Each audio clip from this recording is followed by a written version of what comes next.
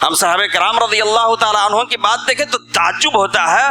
अकल हैरान हो जाती है कि ऐसे लोग जिनकी गुट्ठी में शराब पड़ी हुई थी, जिनकी पूरी मईशत शराब पर थी, जिनका पूरा कारोबार शराब पर था, जो सदियों से शराब में आ रहे थे, बाप बेटे को पिला रहा, बेटा बाप को पिला रहा, भांजा मामू को पिला रहा, और दीगर सब लोग खानदान के एक साथ लोग शराब पीते थे। कोई आयब की बात नहीं समझी जाती थी, बल्कि पूरा कारोबार समझिए, खजूर का कारोबार है तो वो भी शराब उससे बनाई जा रही है, अगर किसी पास गेहूं का कारोबार है उससे भी शराब बनाई जा रही है, अंगूर के बागात है उससे भी शराब बनाई जा रही है। यानी जितने कारोबार सब में शराब कुछ न कुछ हद तक जरूर है।